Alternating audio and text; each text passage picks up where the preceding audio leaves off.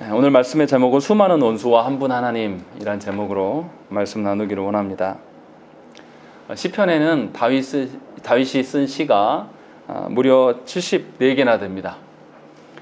시편 3편은 다윗이 쓴 시 중에서 제일 첫 번째 시에 해당됩니다. 수많은 시편 가운데 3편이 제일 다윗의 시를 처음을 열고 있습니다. 그런데 시편 3편의 배경이 어떤 것이냐면 다윗이 아들 압살롬으로부터 왕권을 빼앗기고 도망할 때 지은 시입니다. 왜 그 많은 시편 중에서 하나님께서는 다윗이 가장 수치스러운 사건, 자식에게 왕자를 빼앗겨서 도망치는 상황의 사건을 맨 앞에 두셨을까요? 가장 치욕스럽고 꺼내기 힘든 사건인데 그 사건을 다윗이 쓴 시 중에서 제일 먼저 꺼내는 이유가 있다는 것이죠. 오늘 우리는 그것을 보기를 원합니다. 그것을 보기 위해서 오늘 말씀을 보았습니다. 그러면 다윗이 지금 아들에게 도망하면서, 아들로부터 살기 위해서 도망하면서 뭐라고 하는지를 우리가 봐야 되는 것입니다. 이것이 굉장히 중요한 말씀이에요. 그래서 딱 8절로 되어 있는데요. 1, 2절과 7, 8절이 대조적으로 이제 드러나 있습니다. 시편 3편의 배경, 다윗의 아들 압살롬이 아버지 다윗을 배반하였을 때 쓴 시인데, 압살롬이 배반하는 것을 이제 설명하고 있는 것이 사무엘하 15장부터 17장에 이제 나와 있습니다. 이것을 배경으로 하고 이 시가 쓰여진 거예요. 압살롬은 아버지 다윗의 왕위를 노리고 아버지 다윗을 반역했습니다. 그러니까 아버지와의 그 인륜을 저버리고 자기의 그 왕자를 찬탈하기 위해서 아버지를 이제 죽이려고 하는 것이죠. 압살롬이 그래서 아버지의 왕권을 찬탈하려고 하다 보니까 아버지의 왕권의 권세가 없어졌다라는 것을 말해야 돼요. 아버지의 권세가 하나님으로부터 끝났다라는 것을 말해야 될 필요가 있게 된 것이죠. 왜냐하면 다윗은 하나님께서 기름 부은 종이기 때문에 하나님께서 다윗이 더 이상 구원하지 않는다라는 것을 드러내야 돼요. 그래서 이를 위해서 압살롬이 실제로 수많은 사람들, 다윗에게 충성했던 사람들을 다 하나씩 만나서 그들을 다 꼬드겨서 자기 편으로 만듭니다.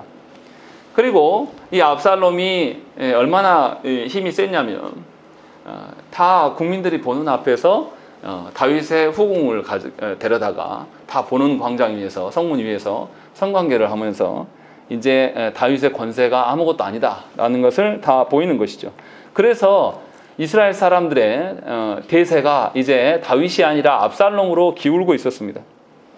그래서 이스라엘 백성들은 이제 다윗을 떠나고 압살롬 편에 서게 된 것이죠. 사무엘하 17장 11절에는 그 수요가 바닷가에 많은 모래 같았다 이렇게 기록하고 있는 거예요. 엄청나게 많은 숫자들이 다윗을 배반하고 대세를 따라가고 있다라는 것이 오늘 성경의 배경입니다. 이렇게 수많은 원수들이 다윗을 애워싸고 있을 때에 다윗은 하나님께 간구하고 있습니다. 그래서 1절 2절에 보면 여호와여 나의 대적이 어찌 그리 많은지요 일어나 나를 치는 자가 많으니이다, 이렇게 말하고 있는 거죠. 그러니까 다윗을 대적하는 사람이 예전에 다윗에게 그렇게 충성하고 다윗에게 이렇게 충성을 맹세했던 자들이 이제 다 돌아서서 압살롬에게 가 있는 것입니다. 그런 상황에서 어찌 보면 이스라엘 저의 대부분이 다윗을 이제 저버리고 있는 대세가 이미 기울은 거죠. 그런 상황에서 수많은 사람들이 뭘 하고 있냐면 2절 말씀 읽겠습니다. 2절 읽겠습니다. 시작. 많은 사람이 나를 대적하여 말하기를 그는 하나님의 구원을 받지 못한다 하나이다. 예, 뭐라고 그러냐면 수많은 사람들이 압살롬의 편에 서서 뭐라고 말을 하냐면 저런 것이 왕이냐, 다윗은 이제 하나님께서 구원하지 않는다, 다윗은 더 이상 왕감이 아니다 라고 조소하고 있는 거죠. 그 다윗을 배반한 것 정도가 아니라 이제는 하나님께서도 다윗을 버렸다 이렇게 말하고 있다는 것이죠. 왜 이렇게 말할 수밖에 없냐면 다윗의 왕권을 하나님이 버려주셔야지 누가 합당합니까? 압살롬이 서는 것이 합당해요. 그래서 압살롬의 편에 선 사람들은 압살롬의 그 기분을 맞추기 위해서 하나님이 어떻게 원하시는가를 묻지 않고 사람이 어떻게 하는 것을 따라서 이 자기들의 사기를 높이기 위해서 자기들이 다윗을 따르는 사람들을 죽여도 하나님이 저들을 구원하지 않는다라는 당위성이 생기면 그들이 어떻게 됩니까?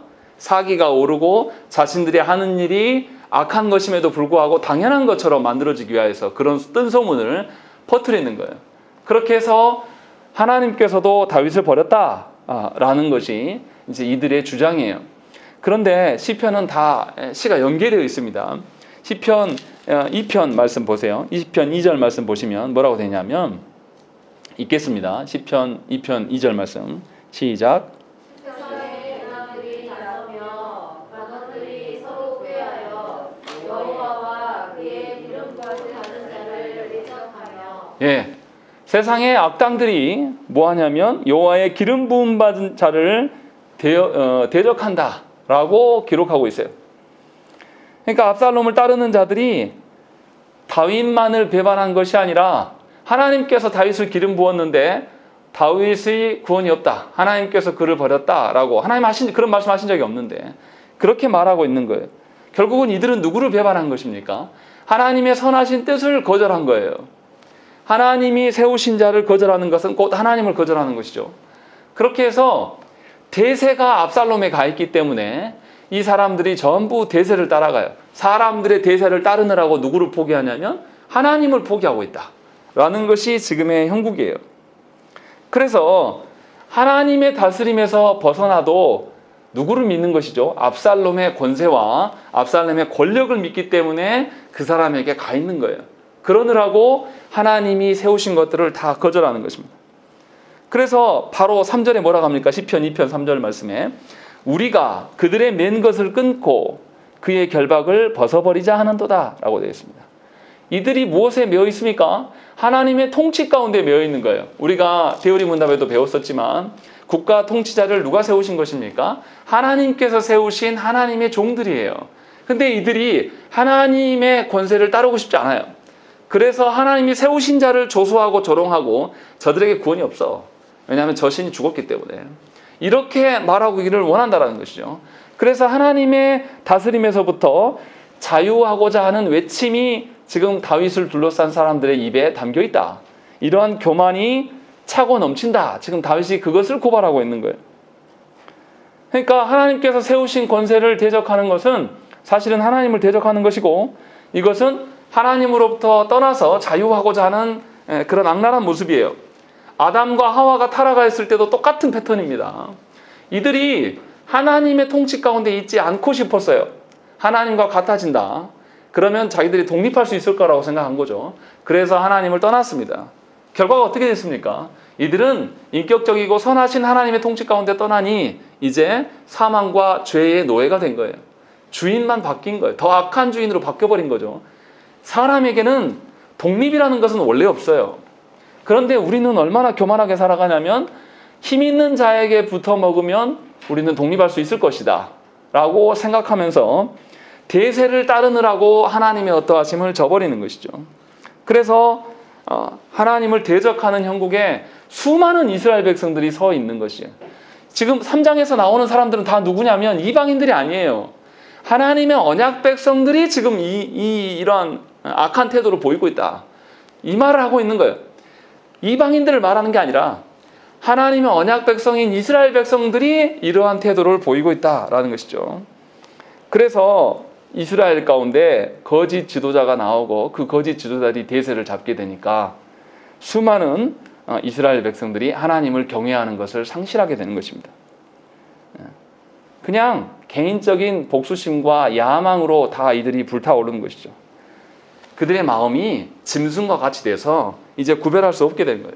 그래서 이제는 자신을 창조하시고 자기를 구원하신 그 하나님을 물어뜯으려고 서 있는 것이고 하나님께서 대신 대리 통치할 수 있도록 다윗을 세우셨는데 그 대리 통치자를 향하여서 너는 하나님이 구원하지 않는다 라고 말하면서 짓밟고 있는 것입니다.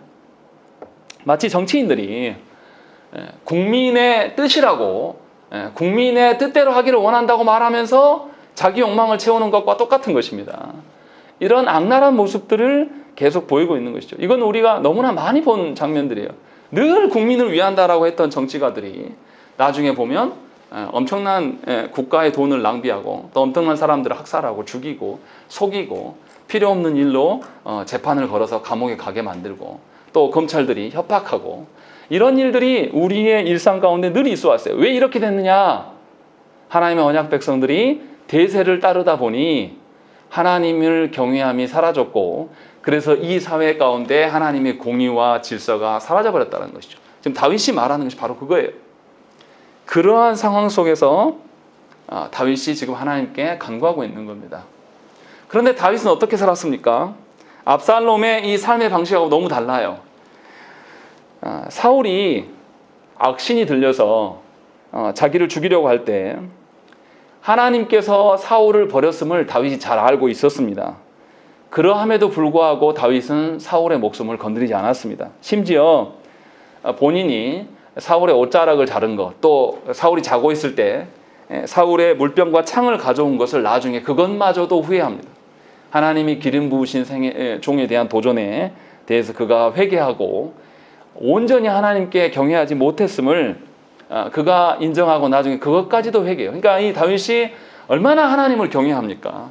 얼마나 하나님을 경외하면 하나님께서 세우신 그 사람이 하나님이 버린 흔적이 있음에도 불구하고 그를 절대로 무시하지 않고 끝까지 존중했던 다윗의 삶이 우리가 기억을 해야 한다는 것입니다. 그런데 이상하게 그의 아들은 이러한 것을 보고 배운 게 없어요. 아무런 흔적이 없습니다. 사실 아버지로서 자식 농사를 엉망으로 한 것이죠. 아마 다윗은 분명히 하나님 앞에서 바르게 살아왔음에도 불구하고 아들의 이 모습을 보면서 아주 억장이 무너지고 괴로웠을 것이에요. 그런데도 다윗은 오늘 본문에 보면 아들을 원망하는 것이 하나도 없습니다. 또는 자기가 죄 가운데 있어서 옛날의 일들에 대해서 후회한다 이런 말을 하지 않아요. 왜 그렇습니까? 하나님께서 다윗이 밧세바와 간음하고 밧세바의 남편인 우리아를 죽였을 때 하나님께서 네 집안 가운데 검과 창이 떠나지 않을 것이다 라고 하나님께서 징계하셨어요. 그 징계가 무엇이냐면 아들 압살롬의 반역임을 다윗이 잘 알고 있었다는 거예요. 그래서 압살롬을 원망하지도 않고, 이게 하나님의 징계거든요. 하나님을 너무 경외하기 때문에 하나님이 징계하심을 그대로 고스란히 받는 거예요. 자신의 죄악에 옛날에 내가 이렇게 잘했으면 이런 일이 안 벌어졌을 텐데 이렇게 후회하는 게 아니라 자기 지은 죄에 대해서 하나님의 징계하심 가운데 피하지도 않고 온전히 서 있는 거예요. 왜냐하면 하나님이 징계이기 때문에. 그래서 징계의 순간에도 다윗은 좌절하지 않습니다. 하나님의 징계를 받으면서 하나님께서 때리시는 매를 맞으면서도 누구 품으로 달려가냐면 아버지 하나님의 품으로 다윗이 달려가고 있는 거예요. 이것이 참다운 자식의 모습인 거죠. 저도 자녀를 키워보지만 자녀를 바르게 훈육하기 위해서 제 분노하는 거 말고요. 제 분노로 하는 게 아니라 이 자녀를 바르게 가르치기 위해서 매를 때리는 경우가 있어요. 그러면 자식이 정말로 회개하고 돌이키는 자녀는 매를 맞으면서 눈물을 흘리면서도 아버지의 사랑을 압니다. 그리고 아버지가 얼마나 나를 사랑해서 이렇게 하시는지를 알고 아버지께서 매질을 하면서 가르쳐줬던 것을 기억하고 그대로 살려고 애를 써요. 물론 그렇게 살려고 애를 쓴다고 해서 100% 산다는 것은 아니지만 그렇게 살려고 하는 태도들을 보이면서 아버지의 품으로 뛰어가는 것이 사실은 아버지를 사랑하는 자녀의 모습인 것이 너무나 당연한 것입니다. 과연 우리가 그렇게 살아가고 있는지를 돌아봐야 돼요. 다윗처럼 정말로 우리가 하나님을 경외하는 것인지 아니면 이 시대의 대세를 따라가는 자들인지를 하나님께 물어봐야 돼요. 하나님께 징계를 받으면 우리는 어떻습니까? 조국 교회가 타락했다라고 말하는 것이 바로 그 점이에요. 교회에서 어느 누군가를 징계하기도 참 어렵습니다. 징계를 하기도 전에 권면의 말만 해도 안 들어요. 제가 짧은 목회 기간이지만 목회의 그 기간 동안에 권면에서 들은 성도를 본 적이 없습니다. 한 번에 듣는 성도요? 저는 못 봤어요.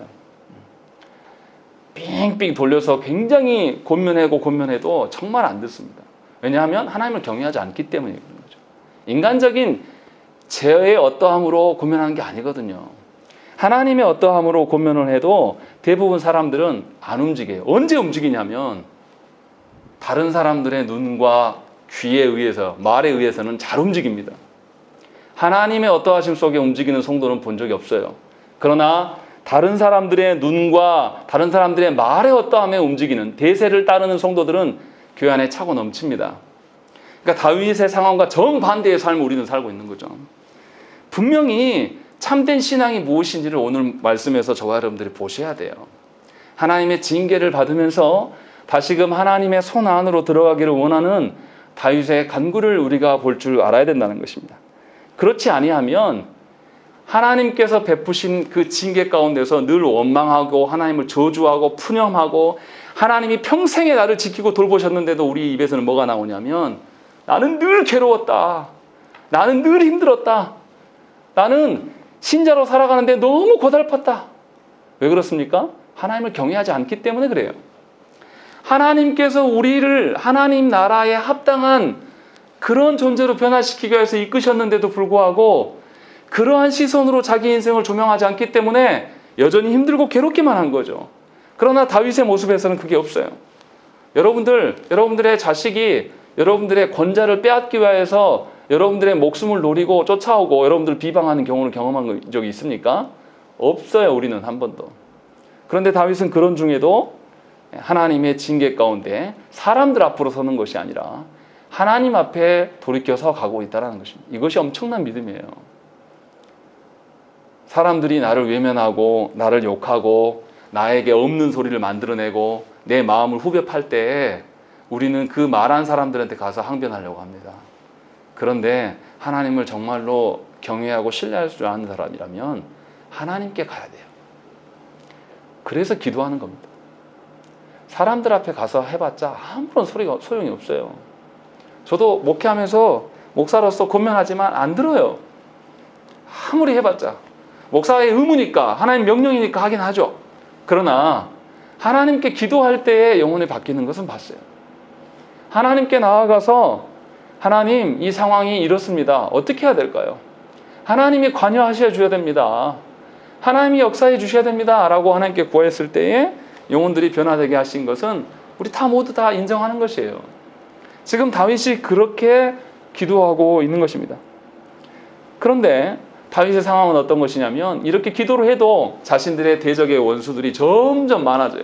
자신을 따르던 무리들은 다 죽어 나자빠지고 이제 전부 다 압살롬에게로 다 돌아가는 그런 상황입니다. 그런 상황에서 다윗이 놀라운 고백을 합니다. 우리 3절 말씀 읽겠습니다. 읽겠습니다. 시작. 여호와여, 주는 나의 방패시요 나의 영광이시요 나의 머리를 드시는 자이시니라. 예, 자신의 형편과 상황 따라서 말하는 것이 아니라 하나님의 어떠하심을 고백해요. 뭐라고 하냐면 주는 나의 방패이십니다 라는 것이죠. 사실 우리 성경은 나의 방패라고 되어 있는데 히브리 원어 성경대로 보자면 나를 에워싼 방패입니다 이런 뜻이에요. 무슨 말이냐면 원수들이 나를 에워싸고 나를 조롱하고 나에게 구원이 없다고 말하는데 나를 지키고 나를 에워싸신 분이 바로 하나님이십니다. 이 고백을 하고 있는 거예요. 그러니까 다윗이 자신들의 대적이 많아지고 숫자가 불어나서 대세가 그들에게 있는 것 같은데 다윗은 대세를 거기에 두지 않아요. 대세를 하나님께 두고 있는 거죠. 그래서 아무리 수많은 창검들이 자신에게 이 무기를 들고 자기를 죽이려고 해도 하나님의 어떠하심 속에 자신이 살아있다 라는 것을 고백하고 있는 것이고, 두 번째에 뭐라 그러냐면 여호와께서 나의 영광이십니다 라고 이야기하는 것이죠. 하나님의 영광을 찬양하는 것이 아니라 하나님께서 다윗의 영광을 회복시켜 주시는 분이십니다 이렇게 고백하는 거예요. 자신이 하나님의 죽을 상황인데 하나님의 영광을 드러내고 있다 이 말하는 게 아니라 하나님께서 나의 영광을 다시 회복시켜 주실 것을 믿기 때문에 하나님이 나의 영광이십니다 라고 말하는 거죠. 그리고 자신이 자신의 자리로 복권될 수 있는 것을 말하기 때문에 나의 머리를 드시는 자입니다 라고 이야기를 하는 것입니다.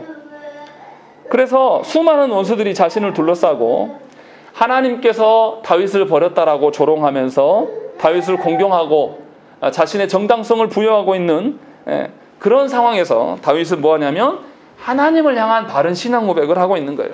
자기 입에 하나님의 어떠하심을 다시 담는 거예요. 이것이 뭐 하는 거냐면 자기를 지키는 겁니다.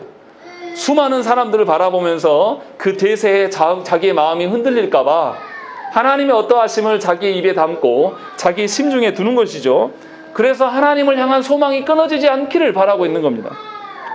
그리고 세 번째, 다윗은 자신의 머리를 들으시는 분이 하나님이십니다 라고 고백하는 것이죠. 다윗은 압살롬을 피해서 도망할 때에 어떻게 도망했냐면요, 머리를 가리고 맨발로 울면서 도망했습니다. 머리를 들지 않았어요. 그래서 회개하는 심정으로 하나님께서 내가 범죄함에 대한 이게 심판이구나 라는 걸 알았기 때문에 시므이가 저주를 퍼부어도 그냥 내버려 두라고 했어요. 다윗의 수하들이 저를 어떻게 해버릴까 했을 때 다윗이 그냥 두라고 합니다. 다 들어요. 분명히 이렇게 회개하는 심정으로 본인은 거기서 왕궁을 떠나왔기 때문에 하나님께서 자신의 회개를 들으셨을 것이다 라는 믿음을 갖고 있는 거예요. 그래서 자신이 회개함이 하나님을 향한 것이고 이 회개함을 들으신 분은 하나님이시기 때문에 반드시 하나님께서 나를 다시 복권하실 것이다 라는 이 소망을 하나님께 두고 있는 거예요. 자신의 힘과 능력이, 자신의 군사가 몇 명이고 자신을 따르는 수하의 장군의 능력이 어떻고 이런 것을 계산하고 있는 것이 아니라 하나님께 의존하는 그런 마음을 볼 수가 있는 것입니다. 회복은 하나님께 있는 거예요. 회복은 우리의 노력과 우리의 판단과 우리의 어떠함에 있는 것이 아니라는 것입니다. 그래서 4절에 뭐라고 합니까? 4절 읽겠습니다. 시작. 내가 나의 목소리로 여호와께 부르짖으니 그의 성산에서 응답하시는도다. 예, 하나님의 성산이 바로 시온이에요. 예루살렘이죠. 그 하나님의 성산에 있는 곳이 바로 자신의 왕권이 있는 왕좌입니다. 그래서 하나님께서는 이미 그곳에 가 계시고 그곳에서 분명히 하나님의 어떠하심을 드러내실 것이다 라는 그런 마음들을 갖고 있는 것이죠.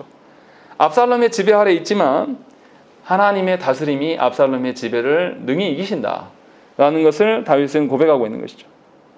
그리고 나서 다윗이 이런 고백을 한 뒤에 5절에 뭐라고 합니까? 내가 누워 자고 깨었으니 라고 되어 있는 것입니다.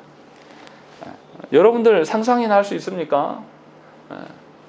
자식에게 쫓겨서 죽을 상황이고 자식이 자신의 후첩을 만천하 앞에서 강간하고 이런 것들을 다 보인 그런 일들이 있는데 다윗이 누워서 자고 깨었다라고 고백하는 거예요. 다윗이 이렇게 할 수 있는 이유는 무엇입니까? 잠자리에 못 드는 것이 일반적인 상식이죠. 근심하고 아들을 향한 복수와 이놈의 자식 내가 낳았더니 나를 대신해 가만히 안 두겠다 이런 생각하는 것으로 날 새는 게 정상인데 다윗은 자신의 힘으로 살아갈 것을 기대하지 않아요. 전부 하나님의 손에 있기 때문에 하나님이 주시는 평안함을 누릴 수가 있는 것입니다.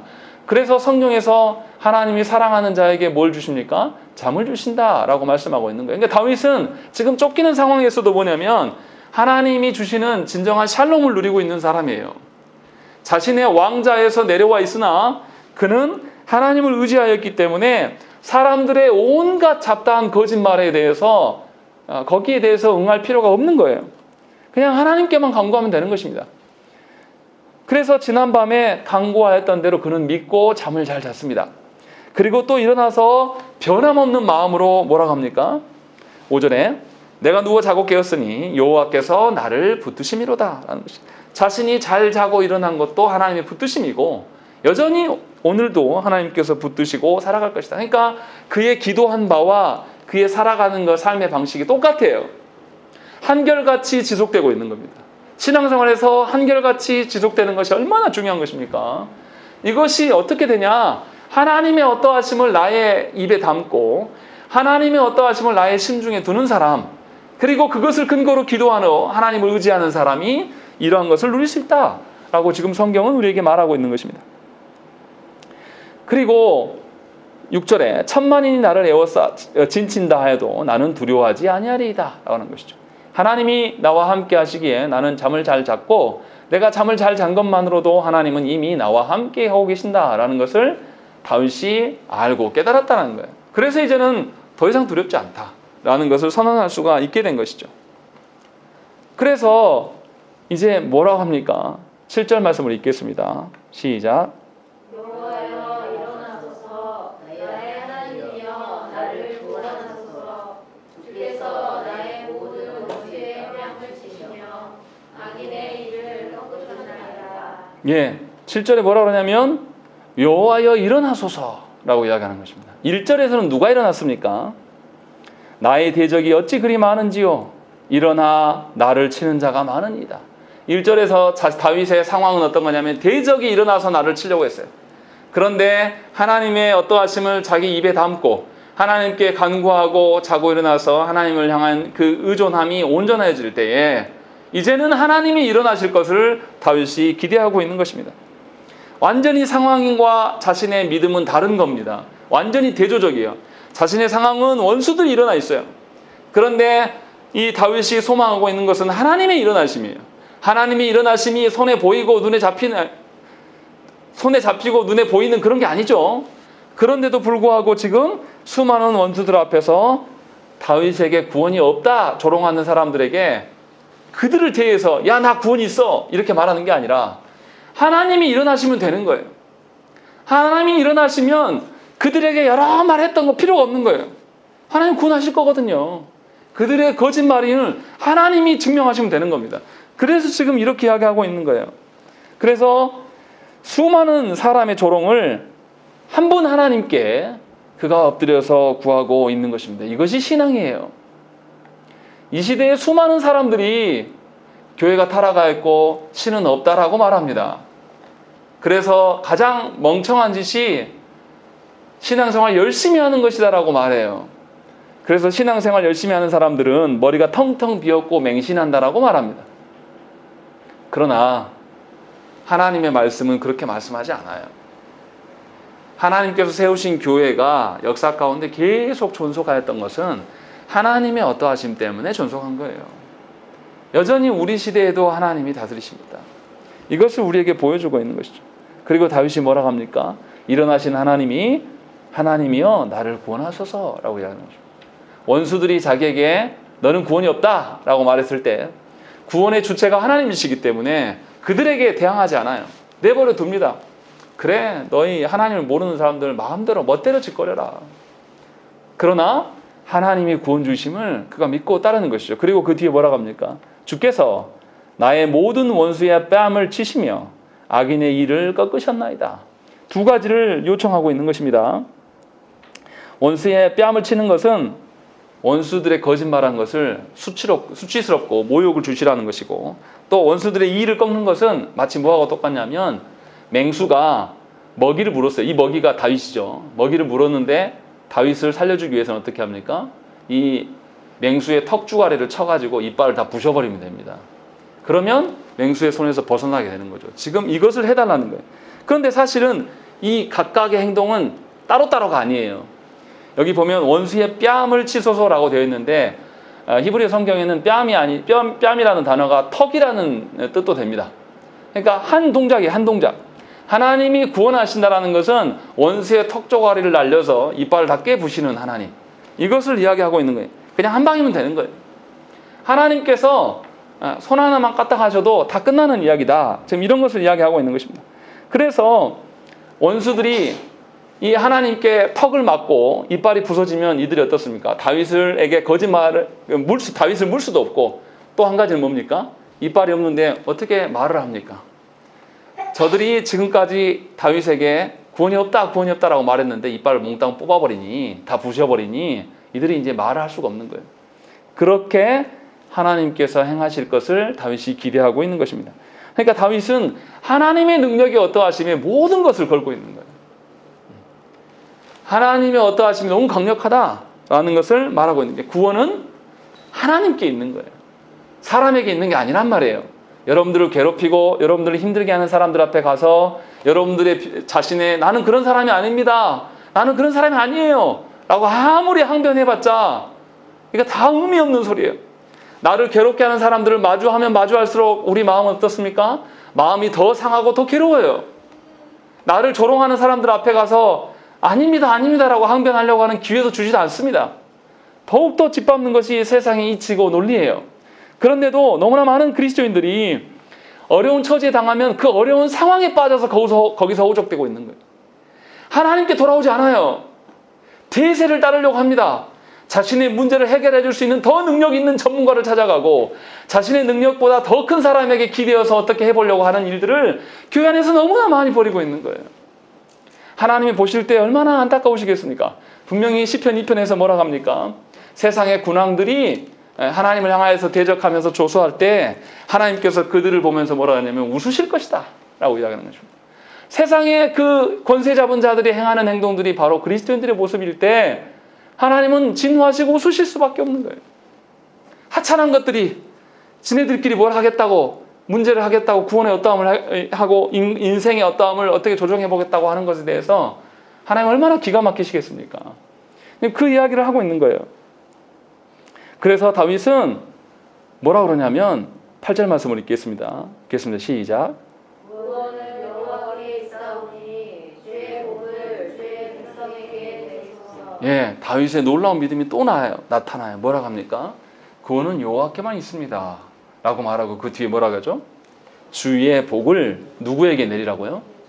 주의 백성에게 내리옵소서 라고 해요. 이 백성들은 누굽니까? 다윗을 배신하고 다윗에게 구원이 없다라고 말하는 대세의 무리들을 포함한 백성들이에요. 저들이 하나님의 구원이 힘 있는 자에게 있다고 말합니다.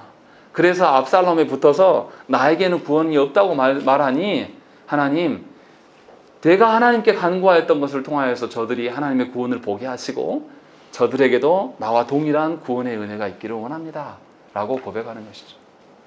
누가 진짜 왕입니까? 누가 이스라엘의 진정한 기름 부은 자입니까? 다윗인 거예요. 말해보나 말하는 거죠. 우리끼리는 힘겨루기를 합니다. 우리끼리는 누가 더 세고 누가 잘난 나를 이야기해요. 그러나 하나님 나라에서는 누구를 보는 것입니까? 누가 하나님을 더 의존하는가? 누가 온전히 하나님께 의존하는 자인가를 하나님 그걸 보세요. 우리끼리 돈이 많고 능력이 많아서 뭐 일처리를 해내고 우리의 어떠함으로 말하는 것은 다 헛것입니다. 그런데 참으로 안타까운 것은 교회 안에서도 직분의 어떠함을 사람의 능력으로 채우려는 그런 행태들이 너무나 많이 드러나요. 사람의 능력을 나타내려고 하는 사람들 어떻습니까? 자기의 어떠함을 반드시 드러내고자 합니다. 제가 너무나 안타까운 것은 교회 안에서 자신의 능력으로 교회를 세워보고 교회를 키워본 사람들의 그 얼굴에 찬 교만함을 정말 꼴도 보기 싫습니다. 징글징글해요. 그런데 너무나 안타까운 것은 조국 교회 안에 그런 직분자들이 너무나 많다는 거예요. 커지게 하고 하나님 일들을 세우는 것은 우리가 한 게 아니에요. 하나님 허용하시니까 한 것뿐이지 우리들이 한 게 아닌데 얼굴에 자기 교만과 자기 어떠함이 차서 자기의 교회 연차와 경력을 말해요. 정말 꼴불견입니다. 못 봐줄 것 같아요. 막 토가 밀려옵니다.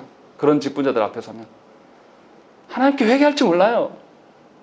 하나님께 기대고 하나님께 순종하는 모습이 그들에게 어디 있습니까? 자신들이 여태까지 교회를 지켜왔다. 자신들의 힘과 능력으로 어떠한 것을 해왔다라고 그 교만 떠는 모습 하나님 앞에 서서 그것이 가능할 것 같습니까? 그렇게 금방 사라질 것들, 그렇게 금방 지속되지 않을 것들을 붙잡고 살아가는 것이 얼마나 허망한 일인가를 알아야 되는 것이죠. 다윗은 그 이야기를 하는 거예요. 그래서 하나님께 간청하는 겁니다. 하나님, 저 어리석은 나를 대적하고 나에게 구원이 없다고 말하는 저 어리석은 백성들에게 하나님의 구원을 보여주십시오.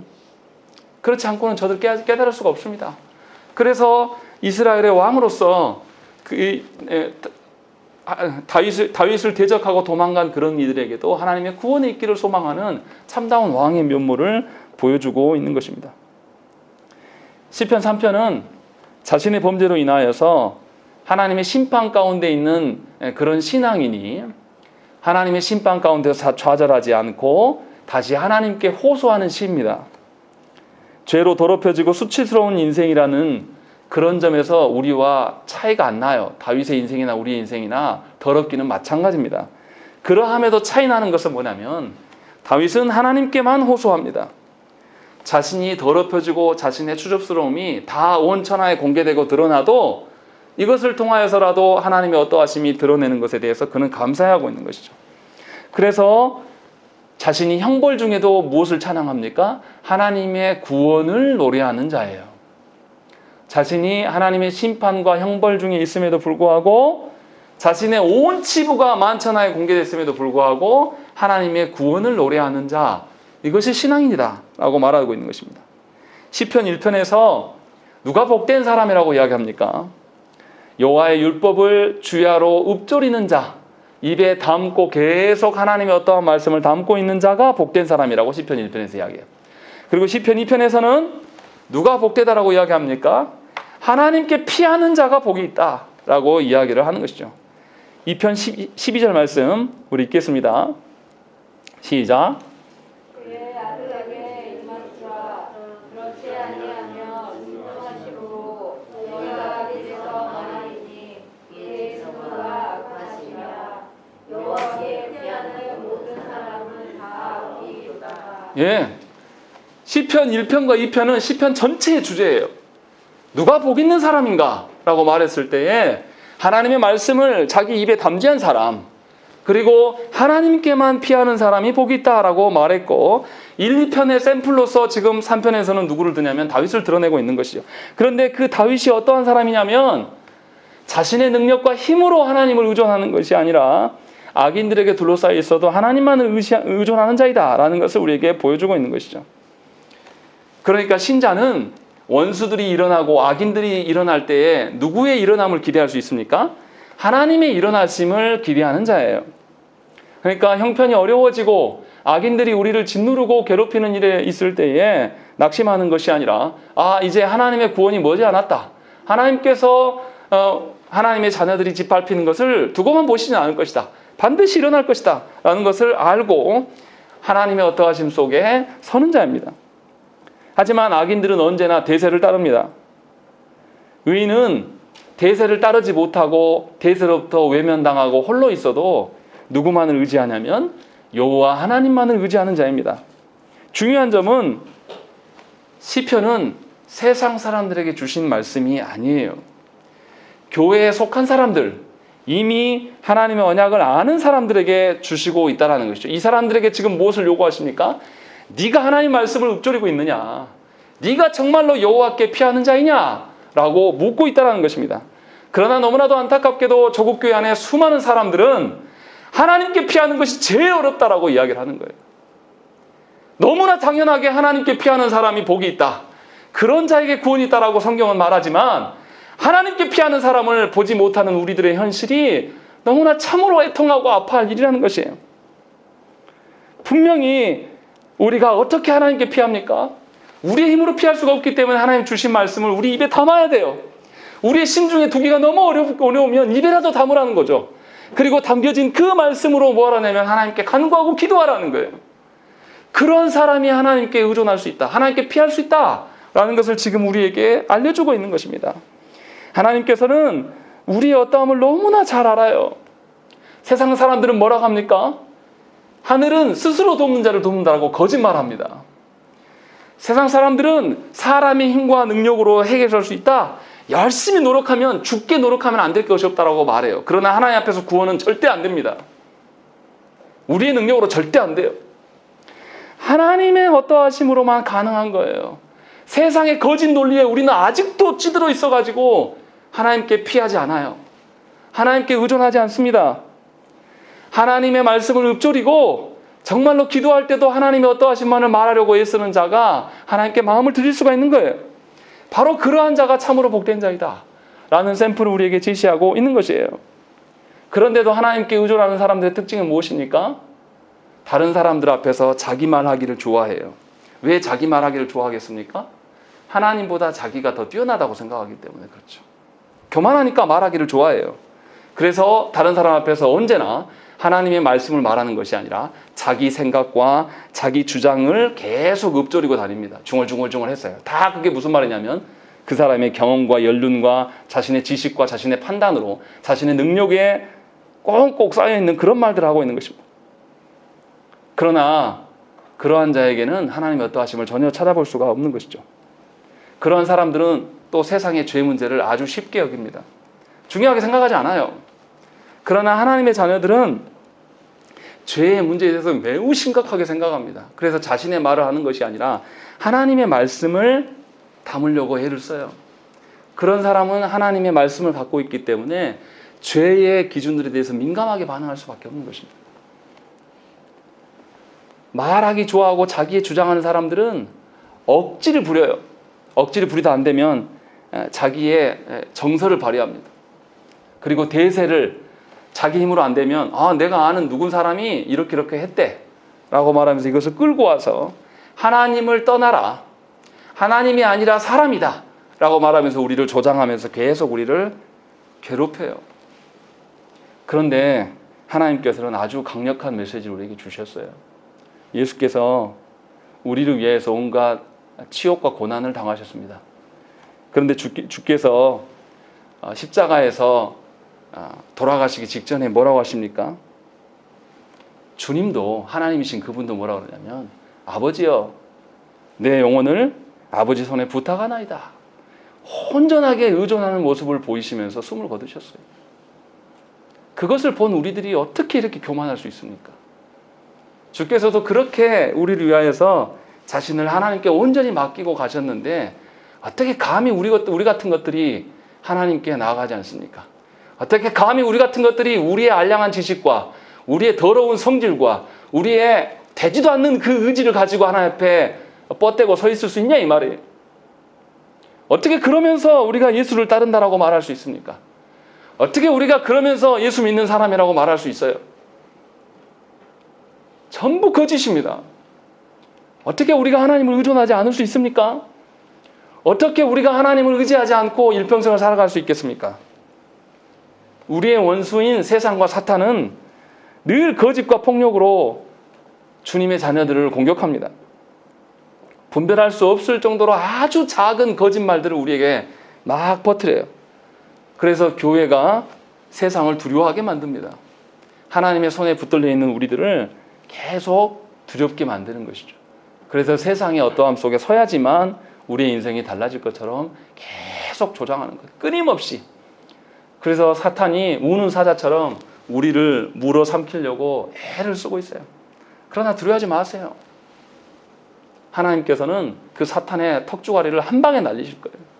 우리가 물릴 리도 없지만 물렸다 하더라도 하나님께서 그의 턱주가리를 날려서 이빨을 다 부셔버릴 것입니다. 그래서 당신의 자녀들을 다시 구원하실 거예요. 우리가 해야 될 것은 무엇입니까? 주께서 보이신 것처럼 우리의 영혼을 하나님의 손에 의탁하는 것이 우리가 해야 될 전부예요. 그것도 우리가 불가하기 때문에 하나님께서 무엇을 주셨습니까? 말씀을 주셨어요. 말씀을 주시고 계속해서 말씀을 우리 입에 담으라고 말씀하시는 거예요. 심중에 못 담겠으면 입에라도 담아라. 그리고 그것을 담은 사람이라면 하나님께 나와서 구해라. 왜 기도하지 않냐? 왜 하나님의 말씀에 붙잡고 하나님께 서지 않느냐라고 우리에게 요청하시는 거예요. 여러분들은 수많은 사람과 한 분 하나님 중에서 누구를 따르실 겁니까? 여러분들은 누구 앞에서 살아가실 거예요? 대세를 따르면서 세상 사람들의 눈치를 봐가면서 세상 사람들이 원하는 방식으로 살아가면서 사람들한테 아부하고 구걸하면서 그렇게 사실 거예요? 하나님의 어떠하심 속에 한 분 하나님께 우리의 영혼을 맡기셔야 됩니다. 그를 위하여서 하나님께서는 말씀을 주시고 기도의 자리를 배설하셨습니다. 우리 함께 기도하시겠습니다.